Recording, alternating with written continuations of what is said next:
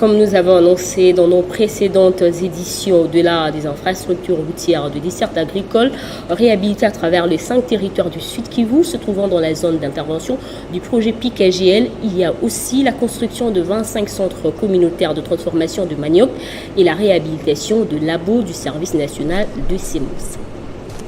Un joyau coincé d'un milieu végétatif, c'est le centre communautaire de transformation de manioc de Louis dans le territoire de Kabaré. Construit par le projet PIC-AGL, une fois opérationnel, ce centre permettra aux agriculteurs de transformer les maniocs qu'ils produisent dans leurs champs pour avoir la farine de qualité. Comme ici à Bitale, dans le territoire de Calais, à notre arrivée, ce centre tourne en plein régime. Des dizaines de sacs de farine de 25 kg sont produits. La méthode archaïque qui consistait à piler les maniocs pour avoir la farine appartient au passé. PIC-AGL a tout résolu. Le projet intégré de croissance agricole dans les Grands Lacs, PIC-AGL, a construit et équipé d'autres centres communautaires de transformation de manioc à Uvira, Fizi, Walungu, Kabaré et Calais. Des jolis bâtiments poussent du sol comme des champignons et d'autres encore en chantier. À l'ITA, le projet PIC-AGL a mis en place une usine d'Aflasef, la première du genre en RDC. Elle a une capacité de production d'au moins 5 tonnes, ce qui permet aujourd'hui de lutter contre les intoxications d'aflatoxines